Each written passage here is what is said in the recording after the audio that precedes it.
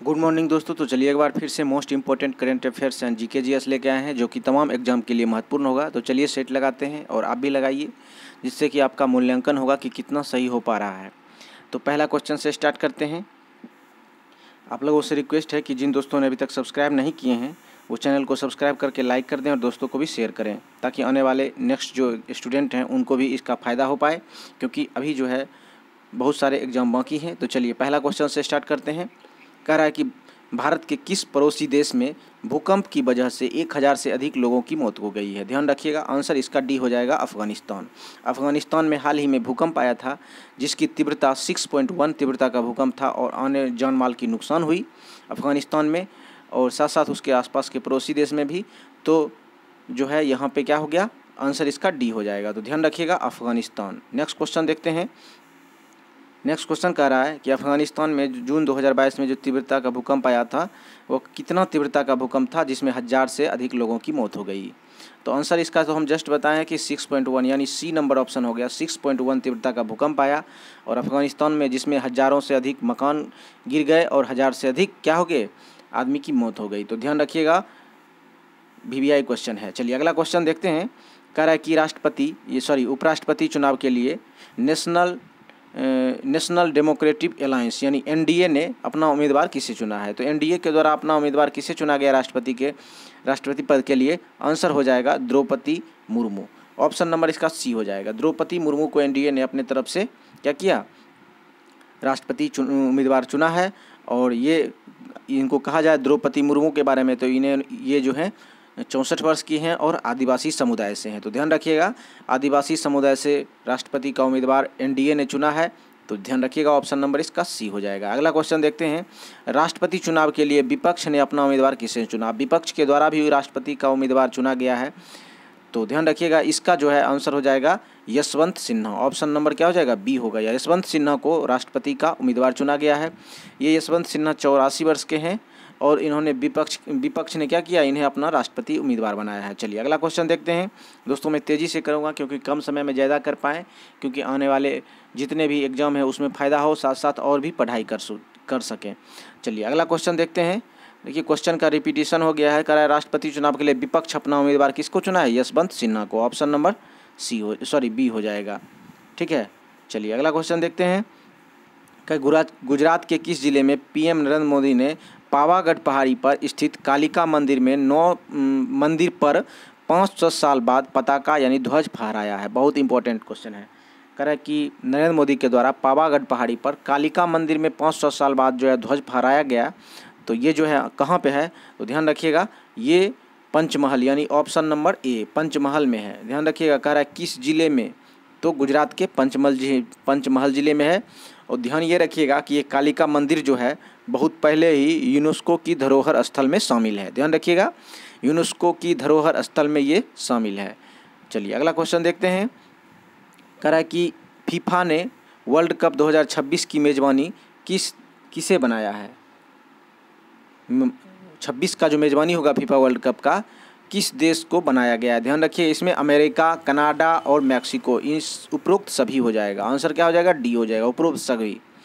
और हम बात करते हैं कि अगर इसमें फीफा वर्ल्ड कप में कितने टीम खेलेंगे, तो 48 यानी 48 टीमें खेलेंगी और टोटल जो है 80 मैच होगा। ध्यान रखिएगा, और जो 80 मैच होगा वो विभिन्न शहरों में खेला जाएगा, जिसमें 20 जगह पे 20 शहर में खेला जाएगा।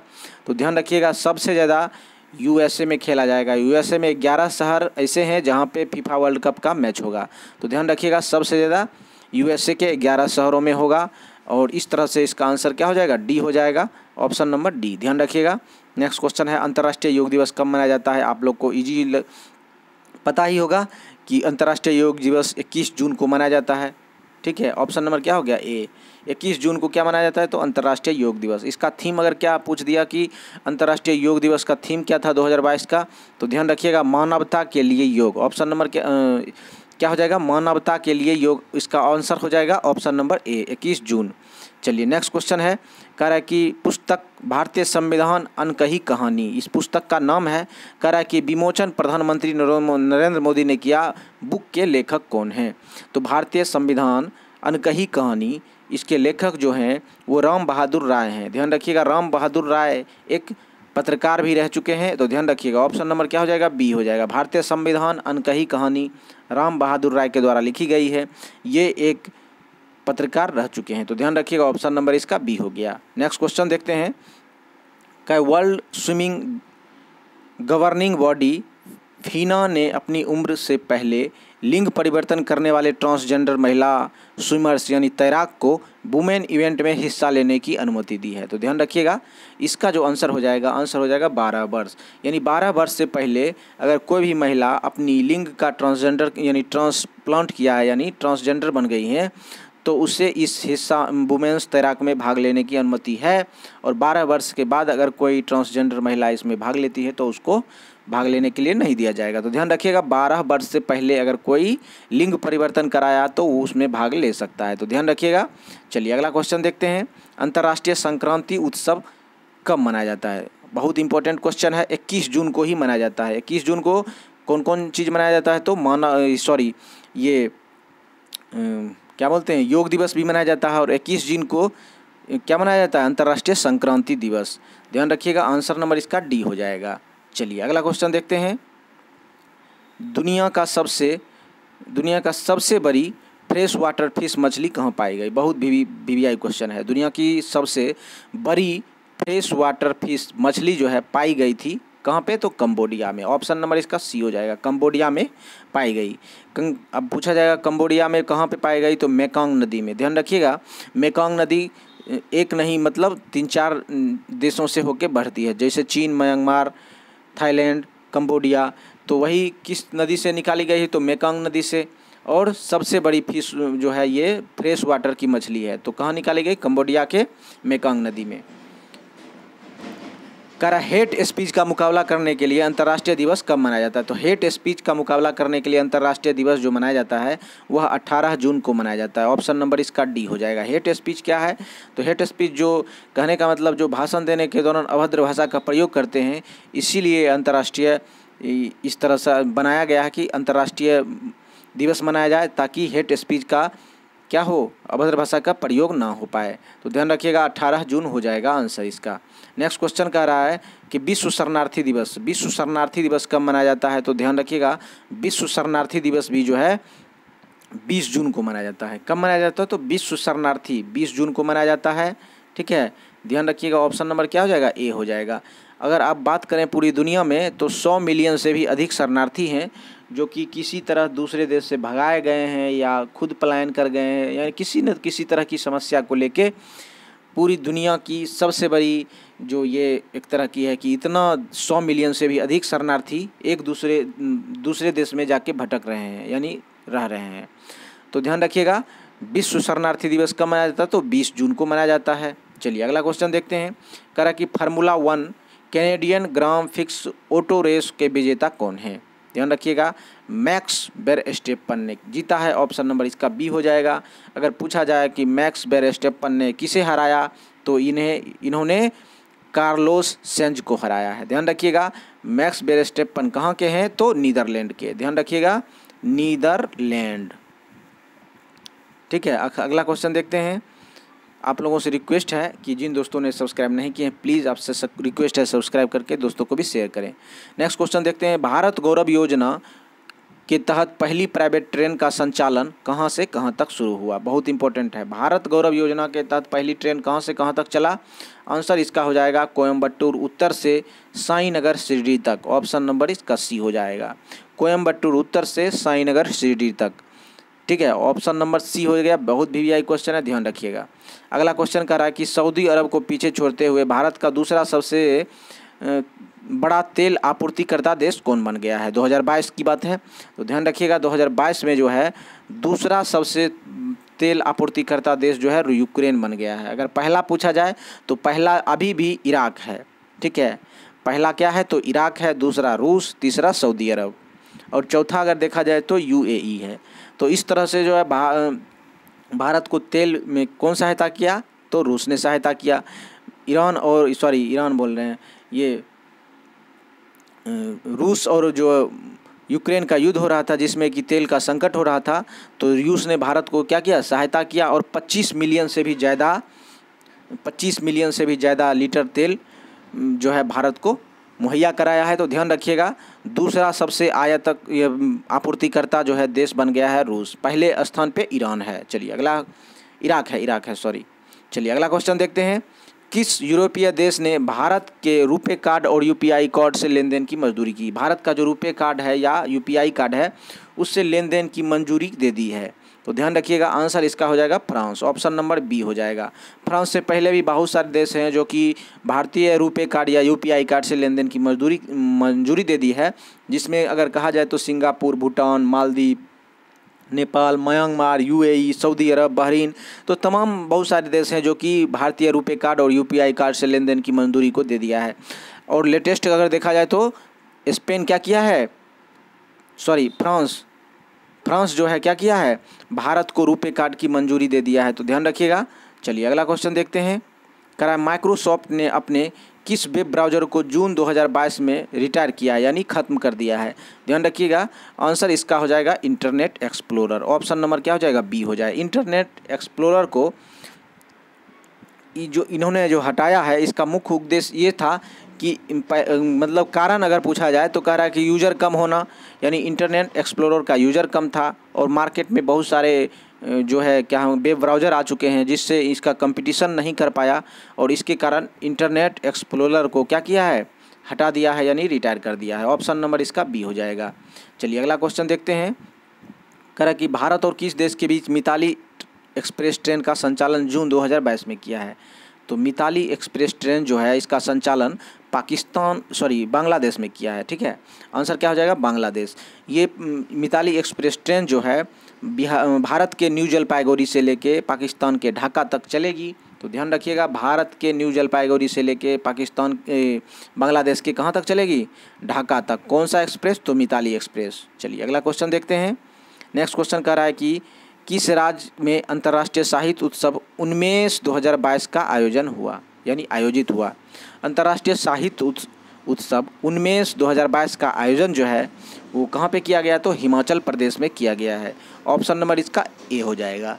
ध्यान ये रखिएगा कि ये जो है ये अंतर्राष्ट्रीय साहित्य उत्सव 19 यह 3 दिवसीय उत्सव था।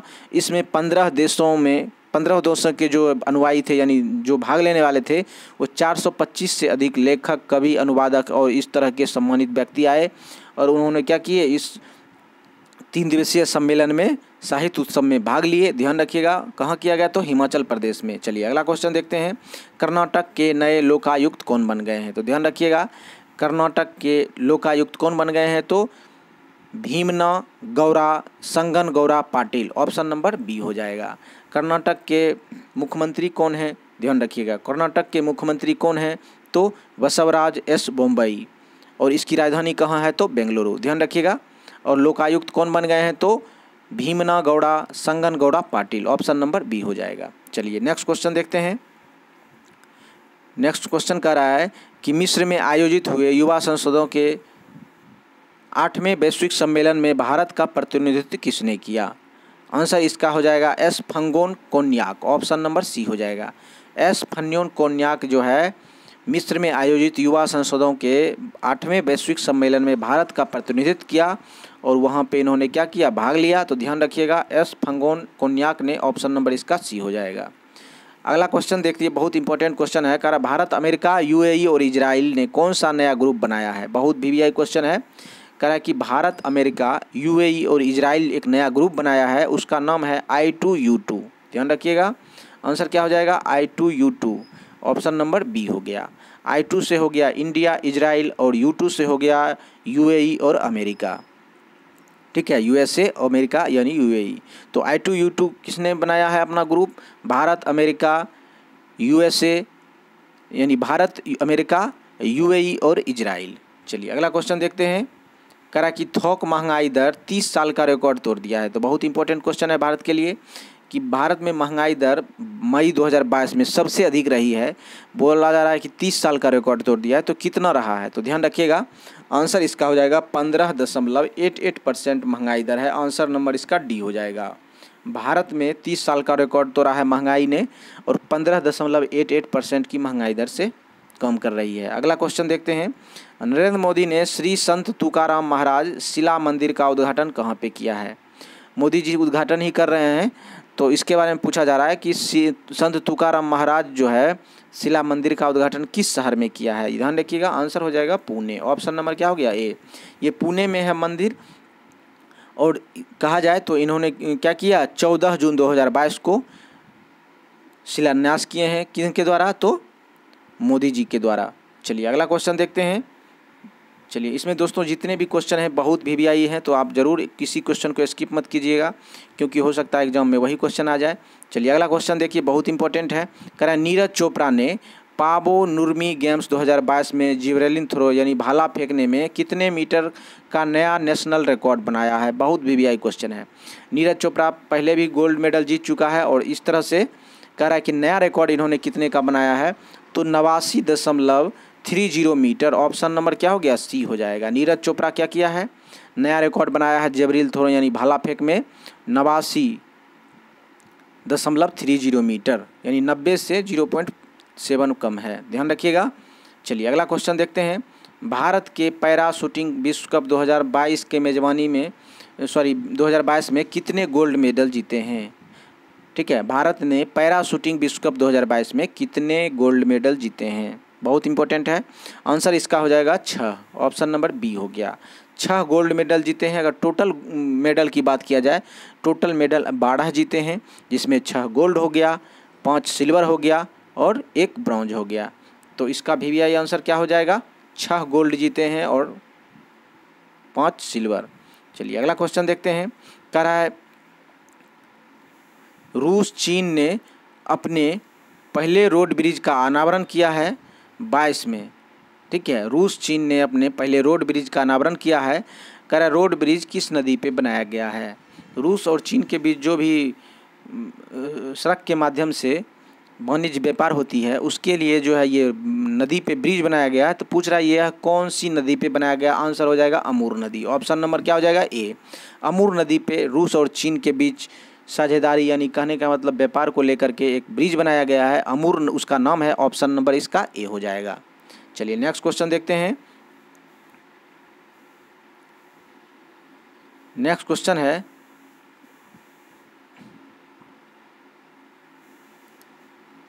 कह रहा है कि केंद्र सरकार ने भ्रामक विज्ञापनों की रोकथाम और अनुमोदन 2022 के लिए गाइडलाइंस जारी की। किस तरह के विज्ञापनों पे बैन लगाया है? बहुत इंपॉर्टेंट क्वेश्चन है। अब पूछा जा रहा है कि किस तरह के विज्ञापन पे क्या किया है? बैन लगाया है। तो ध्यान रखिएगा, सरोगेट विज्ञापन। तो सरोगेट विज्ञापन अब क्या होता है ये बताएंगे। सरोगेट विज्ञापन वैसा विज्ञापन है जो कि पहले से कोई विज्ञापन हो रही है उसका नकल करना या उसमें थोड़ा बहुत छेड़छाड़ करके अपने लिए एक नए विज्ञापन जारी कर लेना, सरोगेट विज्ञापन कहलाता है। और इस पे सरकार ने एक कदम उठाया है और विज्ञापन पे बैन लगाया है। तो ध्यान रखिएगा, सरोगेट विज्ञापन के लिए रोकथाम के लिए गाइडलाइन जारी किया है केंद्र सरकार ने। अगला क्वेश्चन देखते हैं। कह रहा है भारतीय नौसेना ने किस देश के साथ संभावित गश्त इंडिया इंडो कॉर्पोरेट ने जून 2022 में आयोजित किया है? आंसर इसका जो है हो जाएगा बी। इंडोनेशिया के द्वारा किया गया है। इंडोनेशिया का ये जो भारतीय नौसेना और इंडोनेशिया नौसेना के द्वारा 38वीं गश्त है और यह 13 जून से लेकर 24 जून तक 2022 में आयोजित किया गया। तो आंसर इसका क्या हो जाएगा? बी हो जाएगा। बहुत VVI क्वेश्चन है, ध्यान रखिएगा। नेक्स्ट क्वेश्चन देखते हैं। वैश्विक पवन दिवस कब मनाया जाता है? तो वैश्विक पवन दिवस जो है वह 15 जून को मनाया जाता है। आंसर इसका सी हो जाएगा। 15 जून को वैश्विक पवन दिवस मनाया जाता है। अगर पूछा जाए कि प्रथम पवन दिवस जो है कब मनाया गया, तो 2007 में मनाया गया। और यह किसके द्वारा मनाया जाता है? तो यह सबसे पहले यूरोपीय पवन ऊर्जा संघ के द्वारा मनाया गया और इस प्रकार से 2007 के बाद से लगातार मनाया जा रहा है। तो ध्यान रखिएगा, पहली बार 2007 में मनाया गया और यूरोपीय पवन ऊर्जा संघ के द्वारा मनाया जाता है 15 जून को। ऑप्शन नंबर इसका सी हो गया। नेक्स्ट क्वेश्चन कह रहा है कि केंद्र सरकार ने तीनों सेनाओं की भर्ती के लिए कौन सी योजना लॉन्च की है? बहुत इंपॉर्टेंट क्वेश्चन है, आप लोग को भी पता है। इसका आंसर हो जाएगा सी, अग्निपथ। अग्निपथ योजना जो है भारत के तीनों सैनिक के लिए लाया है, जिसमें कि 4 साल के लिए उसकी सेवा होगी और उसमें पेंशन भी नहीं दिया जाएगा। तो युवाओं में जोश था जिसके कारण भारत में आगजनी भी हुई, तो आप लोग को पता होगा, तो ध्यान रखिएगा। आंसर हो जाएगा इसका अग्निपथ, ऑप्शन नंबर सी हो जाएगा। भारत के तीनों सेनाओं जल, थल और वायु सभी के लिए लागू होगी। नेक्स्ट क्वेश्चन कह रहा है कि सिप्री के एनुअल रिपोर्ट के अनुसार भारत में परमाणु हथियारों की संख्या बढ़कर कितना होने का दावा किया है। यानी भारतीय ने क्या किया है, परमाणु हथियारों को बढ़ाया है। तो पूछा जा रहा है कितना होने की उम्मीद है, यानी दावा किया गया है, तो 160, ऑप्शन नंबर सी हो जाएगा। अगर 2021 की बात की जाए तो 2021 में भारत के पास 156 हथियार थे और जो कि बढ़ के 2022 में 160 हो गए, यानी 4 की बढ़ोतरी हो गई है। तो ध्यान रखिएगा, ऑप्शन नंबर इसका सी हो जाएगा 160। चलिए नेक्स्ट क्वेश्चन देखते हैं। कह सिप्री के एनुअल रिपोर्ट के अनुसार 2022 में दुनिया का सबसे ज़्यादा परमाणु हथियार किस देश के पास है। ध्यान रखिएगा, दुनिया का सबसे ज़्यादा परमाणु हथियार रूस के पास है और दूसरे स्थान पे अमेरिका है और तीसरे स्थान पे चीन। और इस प्रकार से रूस के पास जो है 2021 में परमाणु हथियार 6000 से भी अधिक थे, लेकिन उन्होंने क्या किया, घटाया है और अभी जो है रूस के पास 5977 है और दूसरे स्थान पे यूएस है जहाँ पे 5428 है। ठीक है, तो ध्यान रखिएगा, पहले स्थान पे रूस, दूसरे स्थान पे अमेरिका, तीसरे स्थान पे चीन और चौथे स्थान पे फ्रांस है। और इस प्रकार से भारत को कितने हथियार हैं, तो 160 है।